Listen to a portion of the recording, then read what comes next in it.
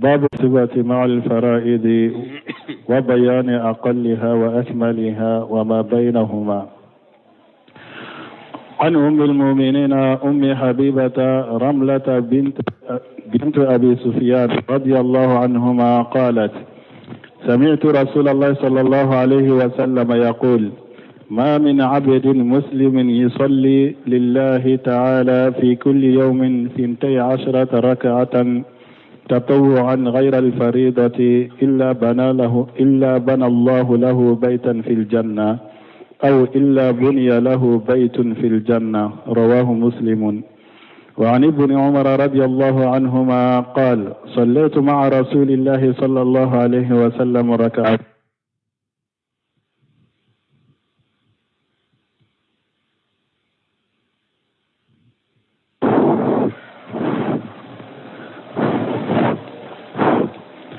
وعن ابن عمر رضي الله عنهما قال: صليت مع رسول الله صلى الله عليه وسلم ركعتين قبل الظهر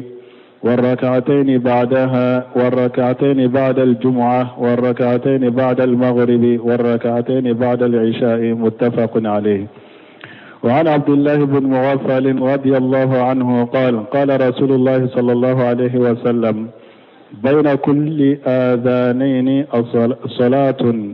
بين كل آذانين صلاة بين كل آذانين صلاة. وقال في الثالثة: لمن شاء. متفق عليه.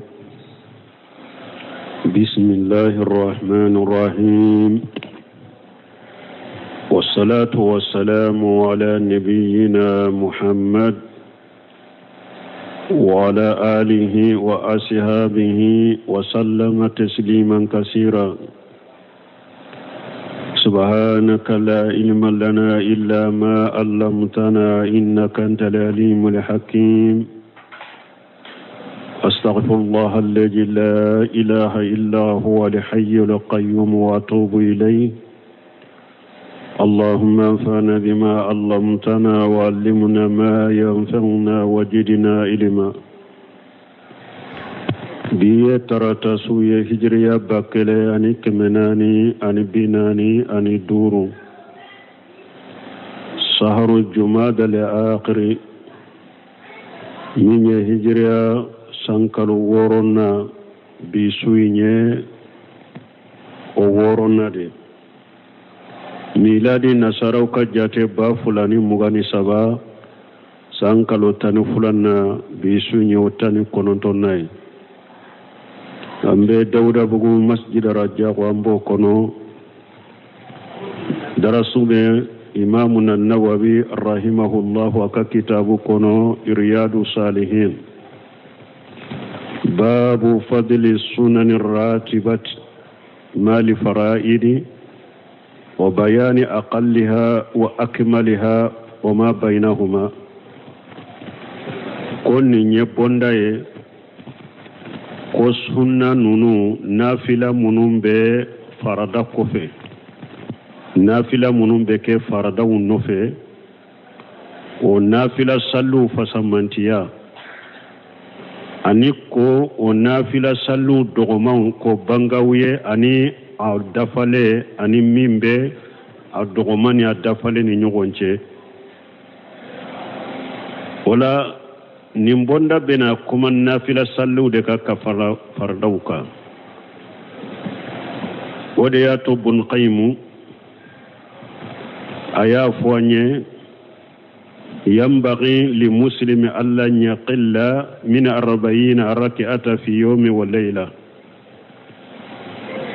akaka hadamade akaka silamaye ika salli munu nubu salli faradawni nafila ikana jigibina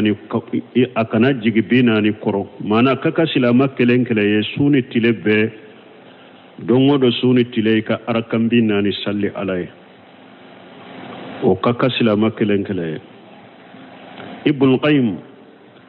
ako ciden tumbe dume arakam munun ka ku salli alaye sunu tile kono ko arakam bi nani dero abese ka do faro ka de وركم بناني يجمعي سبعة أسرة ركعة الفرائد أركنتن ولون فلوية فردا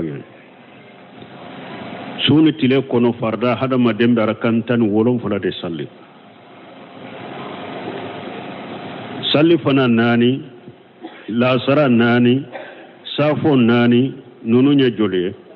تانو فلا futuru saba kera joliye tani duru fa ewa sogoma fula kera joliye tani wolon fula farda ye tani wolon fula wali witri ihida asarat minye wotiri ye tani kele fa asbaha 28 wotiri tani kele na farala faradatan wolon fula ka beke joliye muga ani shegi wa salatu rawatib isna asarata rakiatan fasara bayna rakiata nafila munum be farada kofe arakantani fula nulu farana muga ni shegi ka tanu fula farala muga ni shegi ka jolido binani kire sallallahu alaihi wasallam sunu tile aben nonu salli adumelen tumben nonun ka me wakati dola ko balilawun do bena be do fara nonun ka me adumelen tumbe munun ka we nonunye parce que wakati dola aba ka wotiri salli ke tani sabai wakati dola fatuhum makka ko ay arakan shegi salli wakati dola be wala hasalli na donna misiri kono tahtil masiru na nyugonaw ulu be ke wakati balilawunna mais a dumelen tumbe min ka ni bun khaymu yafo kiden dumelen tumbe min ka suni tile kono arakambi nani farlawni nafla anko asabatila faqad arawahu l'imam abu nu'aym al-asfahani fi hilyati al-awliya ajiju kononto na keme ani bisege ani kele ni nye kitabu ye abe kuma mogo nyuma munun temena ka tarihu de ka hilyatil awliya alani shira alam an-nubala ani al-bidaya wan nihaya nunu nye kitabu nyuma nube kuma mogo nyuma temena unka nin kitabu nunu atiyatu muhammadu sallallahu rahimahullahu alaka hinnala ale de kera sababu ye ne nin kitabu nunu be mara kusa ku mara ku muraja munye mogo nyuma temeno doni ke ba temeno u ka kibariyaw de bula ko sobe ninye atiyatu muhammadu salim alayhi muhammadu lamini singatika kalande korobay afatura hijriya bakele ani kemenani ni mugade tibabu jatela 1999 atiyatu muhammadu salim fatara odela tumbe madina de madina kan wasigilen tumbe madina ijatil qur'an ale tumbe na shira nununi mogo nyuma utari wodefo mballa me arajola fo kera sababu na ye mogo nyuma minfo abe shira alamu annabula fo ube abe bila nihaya ube hiliyata aluja o kera sababu nye kitabu nunun kanu donc nin kitabu hilyatul awliya anano kono anni abdullah ibn ahmad ibn hanbali ko ahmad abdullah ibn ahmad ibn hanbali denke qala kana abi yusalli fi kulli yawmi wa laylatin 300 rak'at ko ale fatumbe suni tile ko tumbe arakan keme saba Abdullah ibn Imam Ahmad denke Abdullah ko ale fatumbe suni tile dongodo ko ale fatumbe arakan keme saba salli falamma maridan min tilka al-aswati adafatuhu fakana yusalli fi kulli yawmin wa layla 150 rak'atan wa kana qurban 80 akum tumami ale fa banana bugoli munun uya bugoli minke tumam uya bana Allah fura ateseka arakan keme sabayin salla tumbe arakan keme ani biduru salli ko oya soro ashi surunyana sambi segima wa ghali sabata an al-imam Abdul Ghani al-Maqdisi asabatira kabo Abdul Ghani al-Maqdisi ninye doni ke ba umdatul ahkam tigide ninye umdatul ahkam wallahi otigi ubafo Abdul Ghani al-Maqdisi asabatira annahu kana yusalli bi adadi salatu al-imam Ahmad ko alet fanatum be Ahmad ibn Hanbal tumbe arakan jate min salli sunni tile ale fana ye Ahmad an-Nomin alaka Ahmad al-Ladiga wala fana tumbake arakan keme saba sunni tile aba salli wa kana yaghra fi rak'atayn bil fatihati wal mu'awwidatayn kama hakahu anhu al-imam al-Jahabi fi kitabihi tazkiratul hufaz awatumbe arakan fula abe fatiha kala al-mu'awwidatayn ka ulukala qul a'udhu birabbil falaq ni qul a'udhu birabbin nas abe ulukala arakan fulalla komi Jahabiya ama fula ka bo abolo chogo mi aka kitabu kono Jahabu ka kitabu kono tazkiratul hufaz jijunani na keme anita anisaba wa kana al-imam al-Awza'i idha ata ila al-masjid yawm al-jumu'ah يؤدون له 36 ركعة في مسجد الجامع الإمام الأوزاعي فنا تنكرا ناتارا جملة سني الإمام كنا وتنبا جاتا بولا تنبا أركام بسبان ورسالي سني الإمام كنا أبي أركام بسبا أني ورسالي إمامنا أوزاعي جمعة ناتارا جملة سني الإمام كنا أبي حكم من سالي با جاتا نوفي أركام بسبا أني ورو wala ni fo kunye munye parce que ambena do rawatibu mununa kafara fardaw ka hada madenki janto sallila an ka salli koloshi sarafu salihu tumbe sallin koloshi kosobe sallin tunye hamiye kosobe Umar ibn Khattab ka to khalifa yala abilla tirci kata ka gouverneur bema ka fo aya janto sallida komi mba gele yaw bolo ni aka hammi benna kosobe aw bolo aka jantola o ye sallide parce que ni mo mi ni salli koloshi ika dina be koloshi dina to iba koloshi mais mo masheka ika salli koloshi akoy be ye salli tinya chogo mi de dina to be bafie i bolo kateme salli ko chogo kelendela wala an kan janto salli nunu na kosobe salafu tumbe farla salli nafila sallu tumbo janto la kosobe ni dina koloshi de do salli kabbo mo mi bolo ika dina kabbo i bolo salli mambo mugo bolo ikadina mambo ibolo wani ummul mu'minina ummu habibata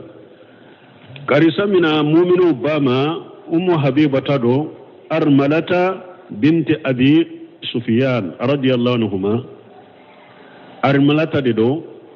abi sufyana demuso de do alaka je kabu fulabema qalat samaitu rasulullahi sallallahu alaihi wasallam yaqulu ko alayya macide ba fo mami abudi muslim ko jon silama site yusalli lillahi ta'ala kulla yawmi isnatay asrata rak'atan tatawwa khayra al-faridati ko ciden ko silama site jon silama site dongo do nibe arakantani fula salli alaye ni fardate illa banallahu lahu baita fil jannati fo ala be so joye arjanna kono ube aw illa buniya lahu baytu fil jannati ube so joye arjanna kono arawahu muslimu yabo ninye hadisa folo ninye mu fo arakantani fula usalli chogo bena fo sarahula wani ibn umar radiyallahu anhuma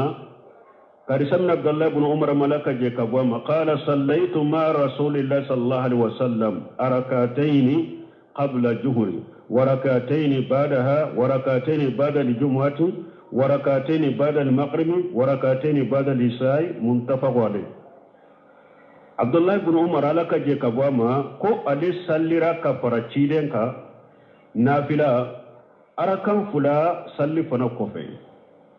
arakan fula salli fana nye arakan fula salli fana kofe arakan fula juma kofe arakan fula futuri kofe arakan fula safo kofe nunu nyetta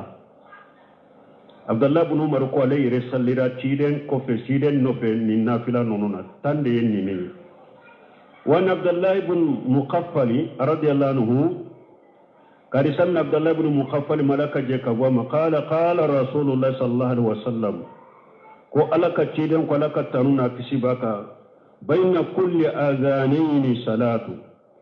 tiden ko salli wala be ani salli joli ni nyogonje salli be nyamariya be mo bolo ka salli akorte ko salli wala fulani nyogonje salli wala fulani nyogonje kore munye mana salli wala ni salli korta salli wala ani salli korta ni nyogonje sariya be mo bolo nyamariya be mo bolo ka salli bayna kulli adhanayn salatu salli wala be ani salli korta ni nyogonje salli be bayna kulli adhanayn salatu salli wala be ani salli korta be uni nyogonje salli be qala fi salisati liman sa metiden ko siya sabanana akonna yem mo minja pour akana ke wajibi muntafaqu alayhi wa muslim bin hadisayna asarahu ni hadisa sarahu قال المؤلف رحمه الله تعالى في كتابه رياض الصالحين مؤلف يا فوني على كنما اكا كتابكم رياض الصالحين باب فضل السنن الراتبه ما لفرائض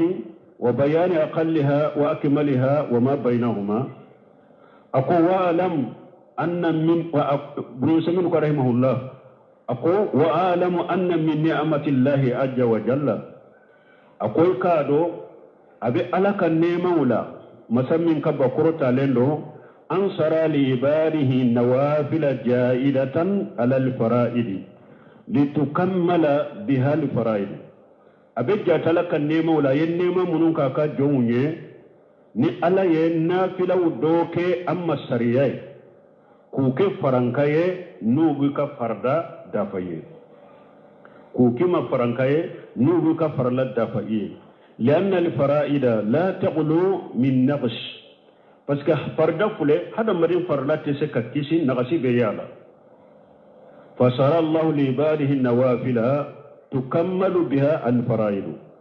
دونك على نافلة وكسرية أكا جوما pour كوكا فرد دافناي ولولا أن الله صراها لكانت بدعة ni ala tumma ni nafila ukamma sariya ukeli beke hada madem bolo bidiya de lakinni min ni'amatillahi ansara hadhihi an-nawafil hatta tukammila naqs al-fara'id mi abi ala kan nema wala na yin nafila uke amma sariya puru kanka farra naqashilu mun banka farra ya kudafanai wan nawafilu أنواع متعددة وأجناس نافلة وكان نونيا نكاكالتو وتكلني نونيا وديدو كالتو وديدو منها الرواتب التابعة للمكتوبات نافلة ودوبي ولوبي فرد سلو نونو نوفي ولوبي تغو فرد سلو نونو نوفي وهي إسنة أسرة ركعة وهي أركنتان فلا نافلة من نوبة فو الرواتب ولي أركنتان فلا دي نوبة كيف فردون نوفي أركنتان فلا وركنتان فلا أربع قبل الظهر يسلم من كل ركعتين ناني بالسلي فناني أركن فلا يبي سلامو بلا ودي تغنيغونا دي parce que tiden karisa dobe ko salatul layli wan nahari masina ako sufen nafila do tilefen nafila do nafila ko ni ba salli fulay ka salamu bila donc arakan nani be salli fananye donc salli fana arakan nani salli togo fana forawye fula ibe salamu bila ni nyenani ye warakatani badaha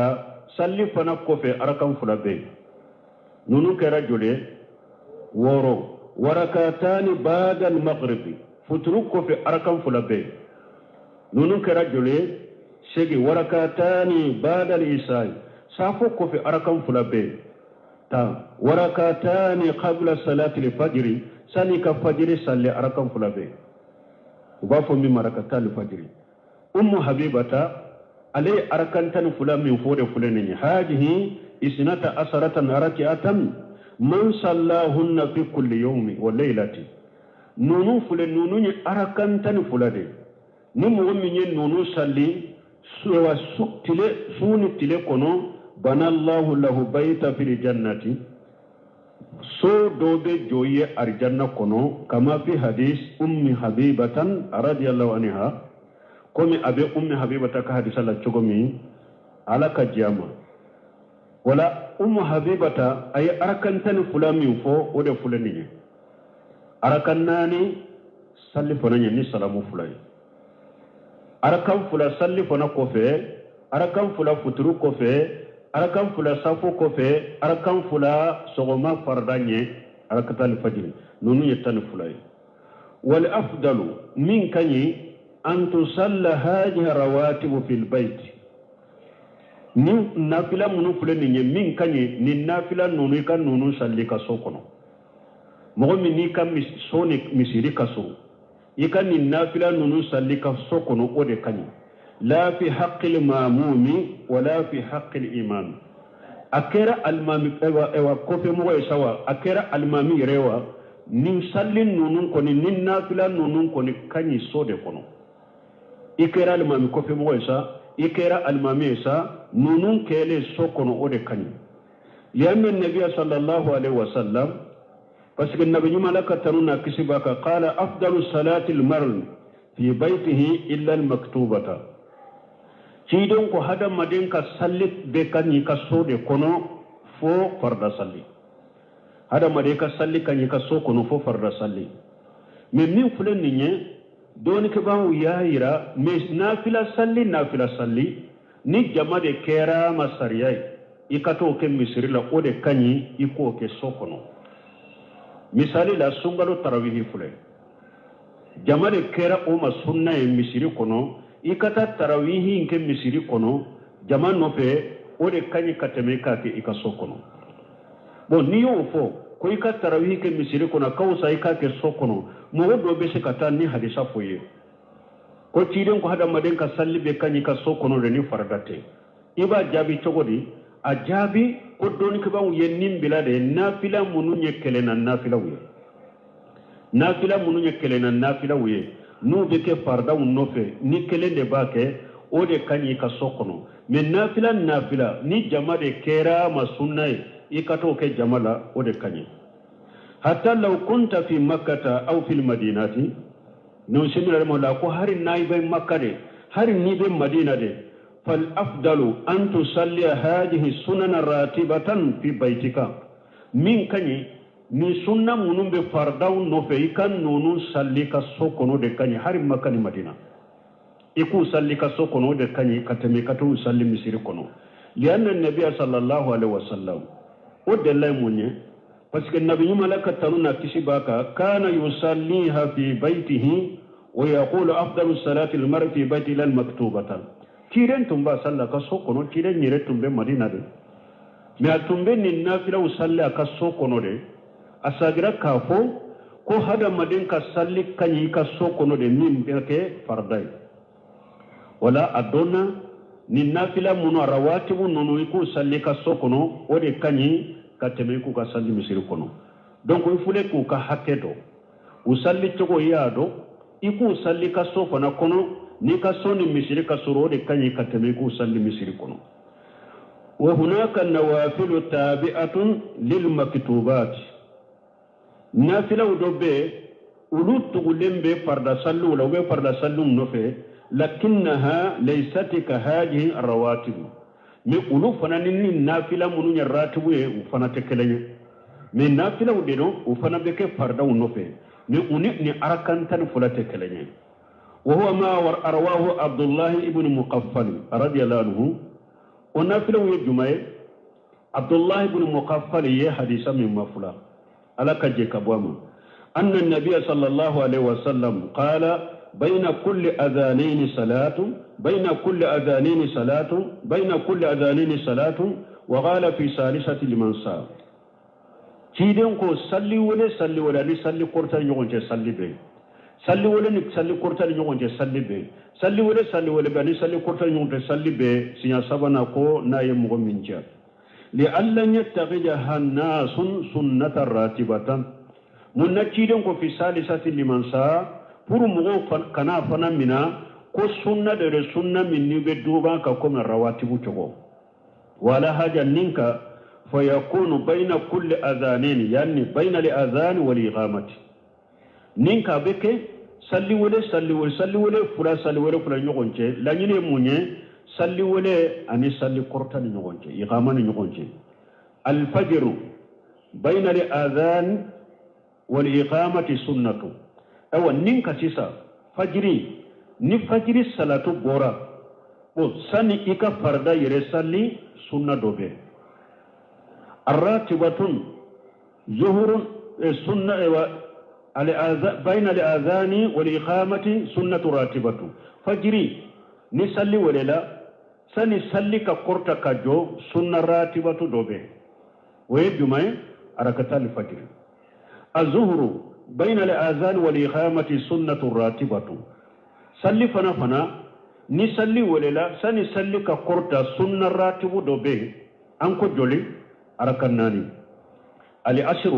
لغسرا ليس لها راتبة قبلها سنة راتبة لغسرا برو أنيه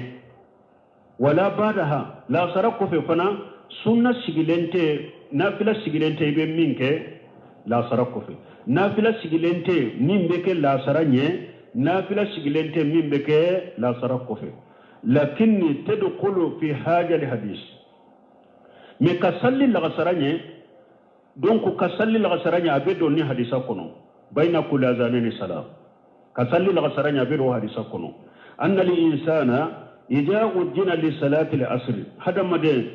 nuye la gasara salli wale fali yusalli arakatayn qabla al iqamati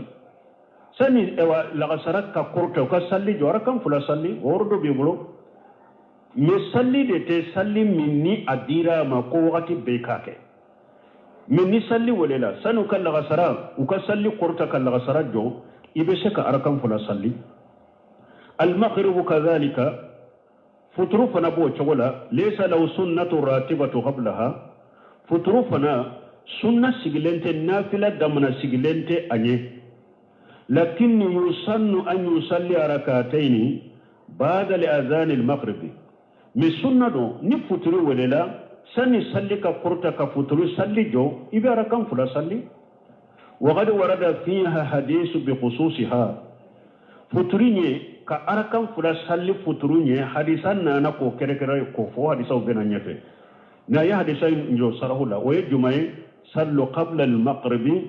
قبل المغرب ثلاثة hadisa don nana ciden ko ay salli futurunye aya fo sinya saba wa qala fi salisati liman sa sabana kunna ye mu'minja pour apana kana mina ka ke sunnatu ratibatu ye al insa'u kadhalika laysa laha ratibatun qablaha sago fana bo chokola sunna sigilente nafila sigilente safo fana bolo anyefe lakin tadkhulu fil hadith أن يصلي بعد الأذان وقبل الإقامة ركعتين من نافلة دوبي دو كنو وبافو منو من نافلة المطلقة نسافو صلي وللا سنو كصلي قرطة كسافو صلي جو إبسي كاركم فلا صلي حديثين كسو بين الأذانين بين كل أذان صلاة وإذا فاتت الرواتب والتي قبل الصلاة ونسمي رحمه الله ni farda sallu wa arwatibu munum beke sallu nye ni o fana yidda abe sara chogodi mana misali la salli fana nyanko arakan nani be ni sugula pendo e sugula e maseka salli fana arakan nani mimbanye e maseko salli ibu sara chogodi ako wa iza fatati arwatibu allati qabla salati سلم من بي اوا نافله من بي سلم نو تركيدا بانجا والامام يصلي الفريضه فانه يقضيها بعد ذلك ني انانا سلم فنا لا سيسا اي المامين جما سر صلى نافله تشوبه تونوا ebe sika nafila ke tugun ite sika nafila ke ibe para almamini jama de ka bon ni para la almamini jama ka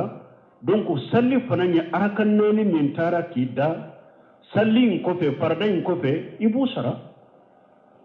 wa idha kana li salati sunnatani qablaha wa ba'daha bonna ya soro salli min kanka salli anye o salli ni salli de nafila doba anye nafila doba kofe wa fatatahu al-ula min nafila munum banye o tarakida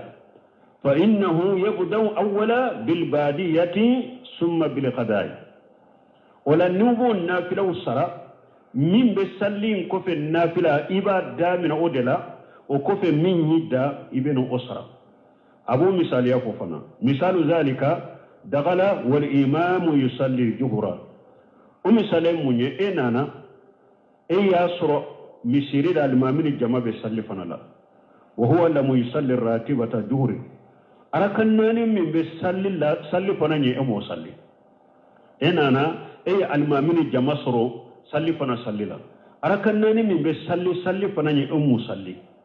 fa idha antahati salatu yusalli awwala rak'ataini lataini ba'da salati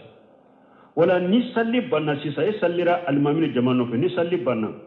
ebe mun ke sisa salli fana ko fe arakan fula min be ibo de salli folo parce que o fula ka yoro de la ibo yoro de la salli fana ko fe arakan fula ibo salli folo summa yaghdi al-arba allati qablaha o ko fe arakan nani min be salli fana nye no taraki da ibo sara ni famura donc salli fana nye arakan nani min be ni o taraka eta al-imamini jama soro sal fana ribe farukari ni salli fana salli banna kana ko arakan nani min tarakinda bo folo de salli folo o ko fe bena salli fana ko fe arakan fula salli ayi ni salamu bilala salli fana arakan fula min ba ko fe ibo o de yorola o salli ibo salli o ko fe arakan nani min be salli fana nya ibo no sara iba ko chogodela al-jumu'atu جمع قال ابن عمر رضي الله عنهما إن النبي صلى الله عليه وسلم كان يصلي بعدها ركعتين جمع فنا عبد الله بن عمر لك جكبو فلا بما أكو تشيدين تنبي أركنا نصلي جمع كوفي وثبت عنه تشيدين تنبي أركن فلا صلي جمع كوفي وثبت عنه صلى الله عليه وسلم أنه أمر أن يصلي الإنسان بعدها 4 ركعات من حديثة فنا سبتيرا تيدين بولون أين يامرالك كجمع كوفي كأركناني صلي عبد الله بن عمر وي أركن فلا دي صلي تيدين يرن نوفي كسوكونا جمع كوفي من تيدين كما أين يامرالك كجمع كوفي كأركناني صلي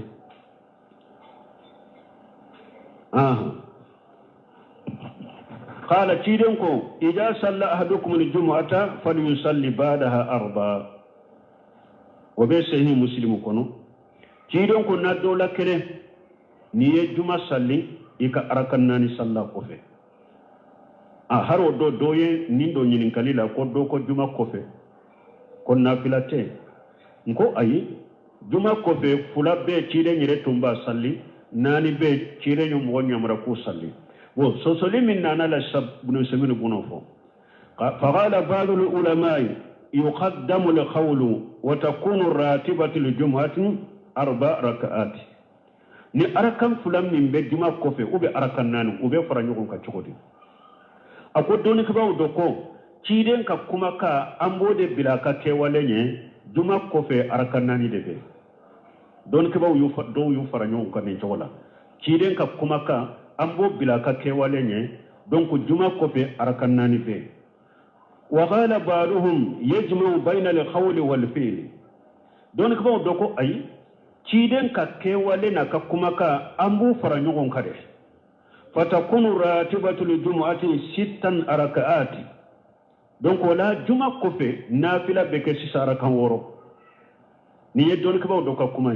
aka ke wale ana kan nyamar ka kuma ka ambu faranyo ka de donc nanyu faranyo ka juma kofe arakan woro be salli do tarani nofe wa qala ba'dhum إذا صليت راتبة الجمعة في المسجد فأربع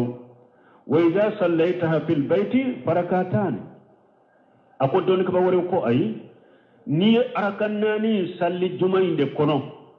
ni juma ko fe ni ay nafila nonu ke juma de kono ibe arakanani salli misiri de kono ni e wa salli misiri de kono ni ay arakanani salli misiri de kono ay nafila salli misiri de kono ibe arakanani salli men niya salli ka so kono ibe arakan fura salli do yenni fo لأن الرسول صلى الله عليه وسلم يصليها في البيت ركعتين منو فنين فو لوكو كو باسكي ciden tumbe arakan fula salli sokono ko aka sokono tumbe arakan fula de salli wala ni sallire ka sokono arakan fula salli juma kofe me juma kofe ni sallira misiri de la ko ka arakan nani salli do fana yenni fo wal amru fi hajan washu insha Allah no shemin ko rahimahullah ako ko nin ko min fulen ni ko yuru wali bala woni ala sonna yuru wali bala mana na kadiye ni sallira misiri kono nani salli na kadiye i sallira misiri kono juma kofe fula salli yurwali ben nin koyna lakin yanbaghi lil insan an yahrisan ala hadhihi sunani arrawatib akum akaka koni akaka hada made ni sunna munu fulen ni nube fardaw nofe ika korto kuke iki jantula kuke لما فيها من الخير والتكميل النفسي الفرائض هرا منبولا أقصو أنو بيوكا فردا دفل من كده أقصو أكاكا هذا مدى إيكا كورتو كانون كتاني نافلا نوننا إيكوكي وإذا فاتت سنة الفجر فأنت بالخيار أما سلفنا ni aleka arakanani taraki dama sarachogofo donc ni ewa fajiri fana arakan fula rakatali fajiri fana no fana de taraka edda o fana be sara chogodi ako fa anta bil khiyar o sara chogo ibi kaswala ko fula ni ngonje in sita faqdiha ija sallaita li fajra na kadiye iye fajiri salli yurumi usalli wa in sita aqirha me na kadiye fana abilani tile boray bu salli parce que nin kuma fula de be arakatali fajiri la no tarakirda do ko ni fajiri sallira ajikaru munum be fajiri ko fe be uluke ni uluke ibe wuli ki karakatal fajiri salli do ko ay arakatal fajiri ulu bilade ni tile bora ibu salli donc ale ko kuibi kaswala lakinni nako al ghaliban anna al insana idha aqraha yansa aw yansa qila akum mi kachaya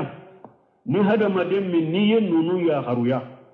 mana arakatal fajri na tarakida ni koy ka ya garuya ni tile bora ibasara koy bese kanyina qaliba kacha ibese kanyina ube sugula pendo bena abi sugula wal amru akoko ma dama annahu laysa fihi nahyu nibalilite kaba liannaha jatu sababi nibalilite ko juma kofe nibalilite ni ko fajri sallilen ko fe kana salli parce que le nafila de sababu bala ni balilite kaba koy kana salli fajiri kofe watabi'atu li salati donc ni aywa jawatu asbabu de do alebe salli do de nofe ni balilita ika koy ka salli o salli kofe fa salliha ba'da an tusalli al fajr wala arakat al fajr salli ni fajr salli do ika arakat al fajr salli wallahu a'lam wala ni fana donna arakat al fajr sara chogo don ko kuma fula de bala do ko fajiri ko fe doro asalli do ko bila nitile bora mais akum min kani fajiri ko fe asalli parce que akacha ni ko nitile bora mba salli be se kanina sugula kacha sesa sugula fendo bena be se ke sugula ita asalli tuguni wala le manke ni balile mani tanke ni balile mana ko fajiri ko fe ikana salli parce que abe doro ko sogoma salli ko fe kana salli oteba mais sababu de benina sababu de benina parce que alebe farda inde nofe jawati asbabu de ale donc balilite ale salli ka wala ale salli باب تأخير ركعتي سنة الصبح عن عائشة رضي الله عنها أن النبي صلى الله عليه وسلم كان لا يدعو أربعا قبل الظهر والركعتين قبل الغداة، رواه البخاري. وعنها رضي الله عنها قالت: لم يكن النبي صلى الله عليه وسلم على شيء من النوافل أشد تعاهدا منه على ركعتي الفجر، متفق عليه. وعنها عن النبي صلى الله عليه وسلم قال: ركعة الفجر خير من الدنيا وما فيها، رواه مسلم. وفي رواية لهما: أحب إلي من الدنيا جميعا. وعن أبي عبد الله بلال بن رباح رضي الله عنه مؤذن رسول الله صلى الله عليه وسلم أنه أتى رسول الله صلى الله عليه وسلم ليؤذنه بصلاة الغداة، فشغلت عائشة بلالا بأمر سألته عنه حتى أصبح جدا، فقام بلال فآذنه بالصلاة وتابع آذانه، فلم يخرج رسول الله صلى الله عليه وسلم. فلما خرج صلى بالناس، فأخبره أن عائشة شغلته بأمر سألته عنه حتى أصبح جدا، وأنه أبطأ عليه بالخروج. فقال يعني النبي صلى الله عليه وسلم: إني كنت ركعت ركعتي الفجر. فقال: يا رسول الله إنك أصبحت جدا. فقال: لو أصبحت أكثر مما أصبحت لركعتهما وأحسنتهما وأجملتهما، رواه أبو داود بإسناد حسن. باب تأكيد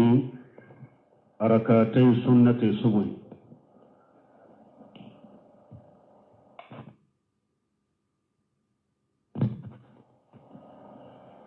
باب تأكيد ركعتي سنة الصبح.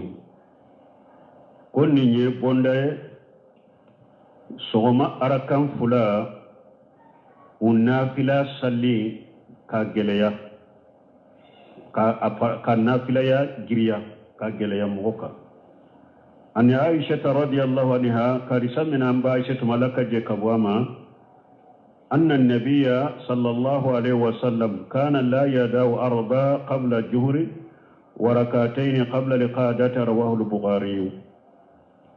أرسلنا كبوان عائشة بلوكون نبيما على كترون كسبكا كو أتونتي ناني توي سلي فنانيه أني أركان فلا سغمانيه. donc ni nya irana ko cide salli fanani arakan nani ko ciden tunto toy wati be aboke fajiri fana nye arakan fula ko ciden tunto toy aboke. Bukhari hadisa imbo. Wani radiyallahu anha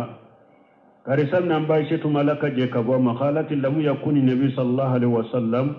ala shay min an-nawafil saddu ta'ahud minhu ala arakatay al-fajr, muntafaq alayh. An bai shi ko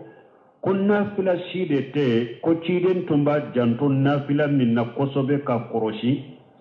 kateme arakatal fajrika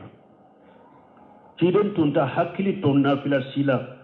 ka salli na ka gela boro ka arakatal fajribo ni hadisa muntafaq alayhi. wani hanni nabi sallallahu alaihi wasallam qala arakatal fajr khayru min ad-dunya wa ma fiha, rawahu muslim. Harisana na kabamba ishetu bolo kabunda bima bolala kataruna kisibaka ko ciden ko fajiri nye arakan fula ko o kausa jiana ka koruna fembe. Fajiri nye arakan fula o kausa jiana ka koruna fembe ni hadisa muslimu yabo. Wa fi riwayati lahuma ahabbu ilayya min ad-dunya jami'a. Ananan na choko werela irway werela Bukhari ni muslimu kono ko ciden ko arakatal fajri kadi alaye katime jiya beka. Arakatal fajri ni arakan fula ko o kadi alaye katime jiya beka. Wani Abdullah Bilal ibn Rabah radiyallahu anhu wa Nabi Abdullah karisa min Abdullah fama Bilal ibn Rabah radiyallahu anhu. Bilal de Rabah den wala kaje kabwama muwajjin Rasulullah sallallahu alaihi wasallam ala ka ciden ka salli wala dedo أنه أتى رسول الله صلى الله عليه وسلم ليوجنه بصلاة القادات بلال نانا تشيد ما بروك الله دنيا كسو ما صلي شيرا أكن يروفا ما أنكو تشيد صلى الله عليه وسلم ni bilal يسلي ولا ni تشيد منا بيتا في أدلا درو دي فلنين أبيتا الله دنيا دي فلو وقت شيرا ko bilali ko atara ciren fe pour ka ciren la dunya ko sogoma salli waqti sera فشغلت عائشة بلال بأمر سالته عنه حتى أصبح جدا بلال تالي قال بتا ciren la dunya ko sogoma salli sera amba عائشة fanaye bilali sugula bake kanyini ka ko dola fo dugu jera kosobe bilali bolo amma se ka ta se cide makalla duniya ko wakati sera ashira la amba se to fana ya asugula abake kanyinin ka ko dola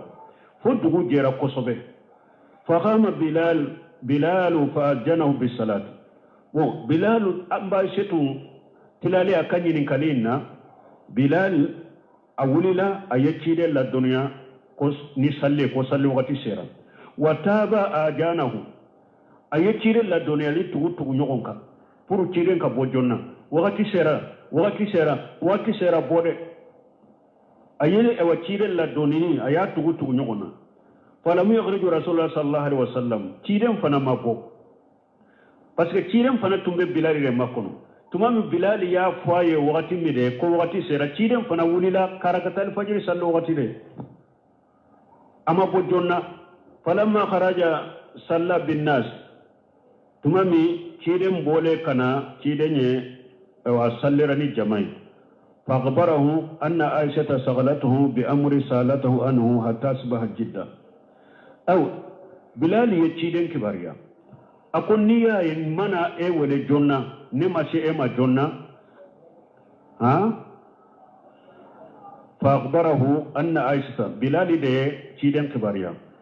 ko an ba shi to da ya le sugulani ko do ya salatahu anhu ko an ba shi to ya ale sugulani ko da to ba ni ka ko do da hatta asbaha jidda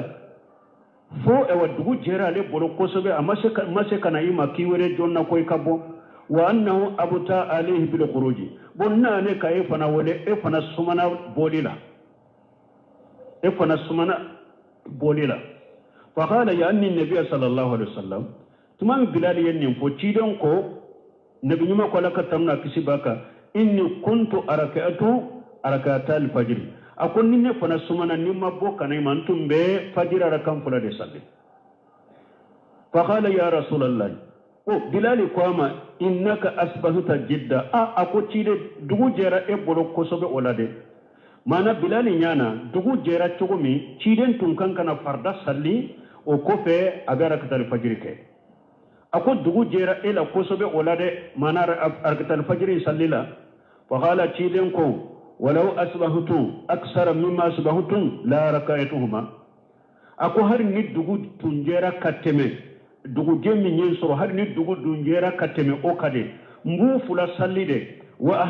hasantuhuma mbu nyede fana wajmalatuhuma mbu uchenyede fana ni hadisa rawahu dawud bi sinadi hasani أبي داود حديثا ينبوني سند من كان سرعوني حديثا سره قال المؤلف رحمه الله تعالى في كتاب رياض الصالحين باب التأكيد ركعتا سنة الصبح حديث كسر ولكن قال لي كتي سألته عنه سألته فلم يخرج رسول الله صلى الله عليه وسلم فلما خرج صلى بالناس فأخبره أن عائشة شغلته بأمر صلاته عنه حتى أصبح جدا bilali da ya ciden kibariya kun min ya to alima se ciden maka a wale jonna aka bo sallin wakatila aishatu da ya sugula kanyin ka ko dola aishatu da ya sugula ka wa annahu abuta alaihi bil khuruj bo ayayira fana ko ciden ma fana bo e fana sumana ma bolila ima bo jonna la nyine ulude oko kitabe kira takin abdu manyai kwa فأخبره أن عائشة شغلته kan nyana take سألته شغلته يعني بأمر سالته عنه أي بلال كود كو أيا لسغلا أم بايسيتو أي سغلا كاجين كودولا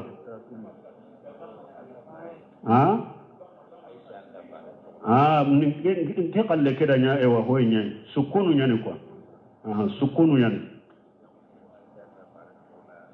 سروا قال المؤلف رحمه الله تعالى في كتاب رياض الصالحين باب تأكيد ركعتا الصبح ركعتا سنة الصبح يعني سنة الفجر وتتميز سنة الفجر وهي ركعتين قبل الصلاة بأمور نسمي سره لا أقوم من ينبوندا ركعتا الفجر ale fana ni nafilaw to bora ɲɔgɔn kɔrɔ ni ko damadɔw ye awala fɔlɔ annahu yusannu taqfifuhuma sunna do arakatal fajri ka ulu salli ku fɛgɛya de ku nɔgɔya kanu janya nunun bɛɛ ka hadisa bɛna ɲɛfɛ a b'a janto la budenmisɛnninw bɛ kuma fɔya a bɛɛ ka hadisaw bɛ ɲɛfɛ o de y'a to o hadisa mu sarahu yɛrɛ ne ka nusuga kɔnɔ ako arakatal fajri ale fana ni nafilaw to bora ɲɔgɔn kɔrɔ ni ko damadɔ ye fɔlɔ ibe ulu fula salli ku nɔgɔya de ku surunya de ulu tɛ janya falaw atalahuma al-insanu lakana muqalifan lis-sunnati ni mɔgɔ min ye arakatal fajri fula u salliri n'u y'u janya i ye sunna sɔsɔ bal yuqaffifu ibu nɔgɔya de hatta kanat aisha radhiyallahu anha fo amba setu kunkera ala kaje kabwama tagula tumbafo innahu yuqaffifu fihima ko ciden tumbe arakatal fajr fulan noya abu salli kusurnya hatta aqula aghara bi ummul qur'an amula fo ale ba fo iska ciden yi fatiha yere kala nono na ba mu kala telma ka tumbu feya bo amba setu fuleka mi foya don ke ba do tara ni fana fe ko arakatal fajr ko sorati dawka uyu ota yurjuma ko pasran bai situ ko cirin tumba salli fo ale ba fo yala ye fatiha kala ulama ma fatiha kala bo ko shikan nana fatiha yire makala kadda fa yoro mi ko sora daro kawa do tarani no fe ko ara tal fajiri ko fatiha drone be kala mi to kuma sahalenye ni nye della folo mi siddati taqfif ni cirin tumbe u fegeya kosobe amba setu ko fo ale ba fo eska ye arakatal aye fatiha kala ulama ma fatiha kala donc ni nye felo ye folo min arakatal fajr nafila to bora nyogon koroya ita le janyade ibe ale ulu surnya do fula kele asani ya fulanna annahu yusannu fihi ma qira'atu muayyanatu kalan kere len do be ibe oke ulu kono إما قل يا أيها الكافرون في ركعة الأولى وقل هو الله أحد في الثانية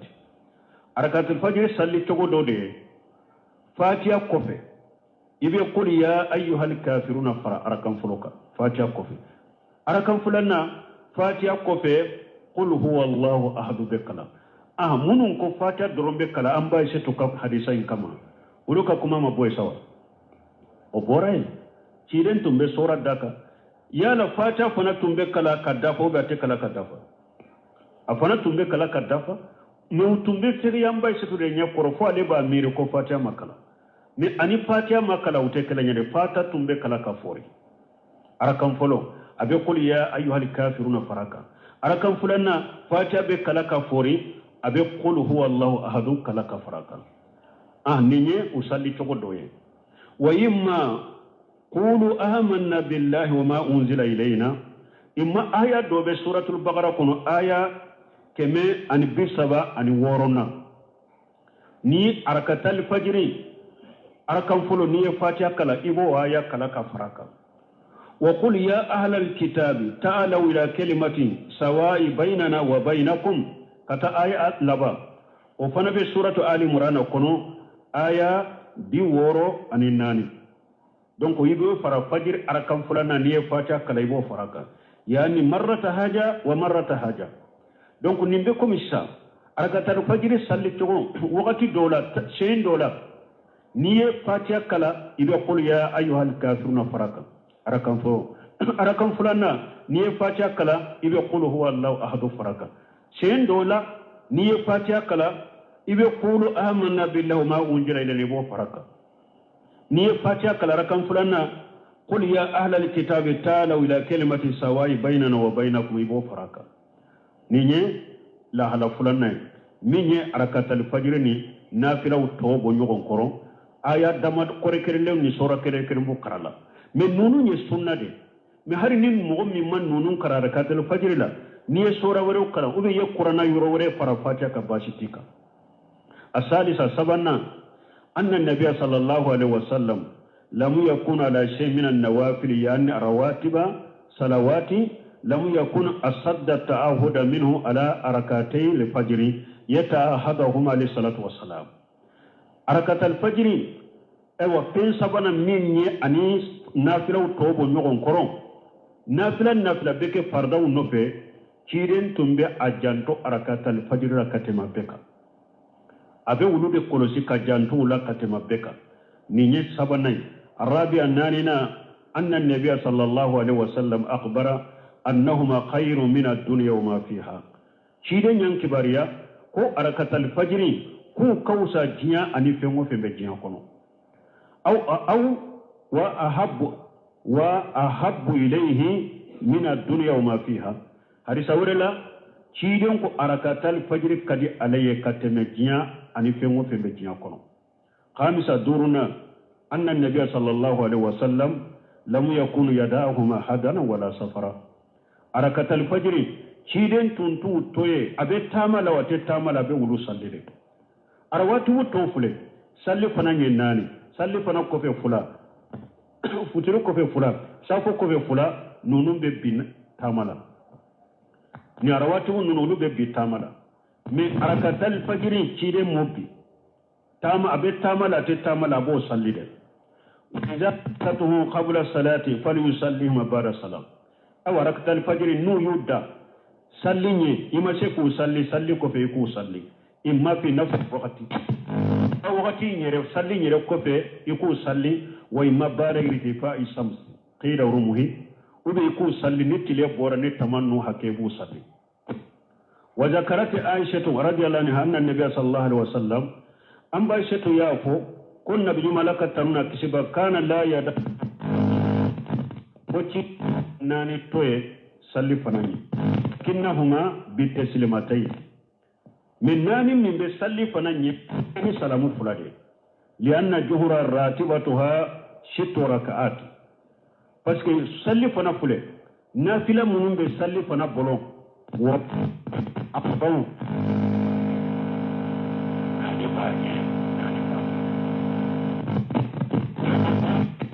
فلابا كوفي فينبغي لنا أن نحرص على ما كان النبي صلى الله عليه وسلم يحرص عليه أكاكا أنفنك كورتو كتفهم كيرين تنبي كورتو كمنونك أنفنك كوكي وأن نقتدي بسنته صلى الله عليه وسلم ما استطعنا أكاكا نينا أنك كيرين لدك أكا سنة ولا أنك تيكو حكي بلا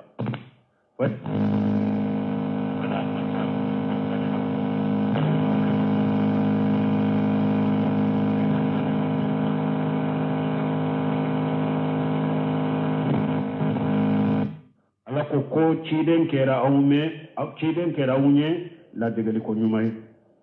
mogomi ni be ala kumbe nyogo yajigi ani ni be la gara jigi wajakara allah kathira ani mogomi be ala ko suma ko sobe ciden keri mal la degali ko nyumay ayem min ke ikake wala dersu damina nyafo anko bunu qaymu ako ciden tumbe tangalike nafila munun ko kadumu ka arakambinani do be saka fara uluka ni kodo sababu mais arakambi nani tumba bolom suni tile fardani nafila wala laban fana bulu seminu ko akaka anka cide la daga ka sunna la donc akaka silama mi ise ko hake ni be arakambi nani na suni tile kake ni mo min tese ola farbe ko fe ise ko ye minye o kay ka cide la daga sallallahu alaihi wasallam subhanakallahumma rabbana bihamdika ashhadu an la ilaha illa anta astaghfiruka wa atubu ilayk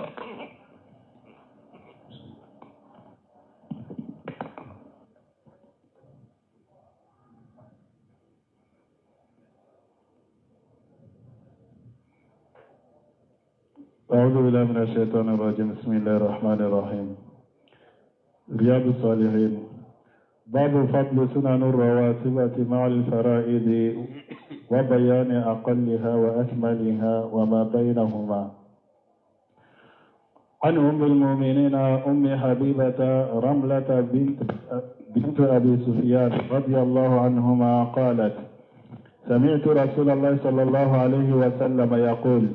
ما من عبد مسلم يصلي لله تعالى في كل يوم 12 ركعة تطوعا غير الفريضة إلا بنى الله له بيتا في الجنة أو إلا بني له بيت في الجنة. رواه مسلم.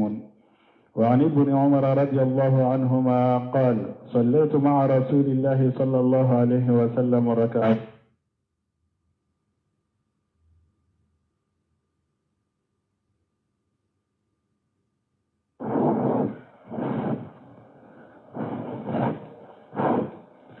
وعن ابن عمر رضي الله عنهما قال: صليت مع رسول الله صلى الله عليه وسلم ركعتين قبل الظهر والركعتين بعدها والركعتين بعد الجمعة والركعتين بعد المغرب والركعتين بعد العشاء. متفق عليه. وعن عبد الله بن مغفل رضي الله عنه قال: قال رسول الله صلى الله عليه وسلم: بين كل آذانين صلاة بين كل آذانين صلاة بين كل آذانين صلاة. وقال في الثالثة: لمن شاء. متفق عليه. بسم الله الرحمن الرحيم.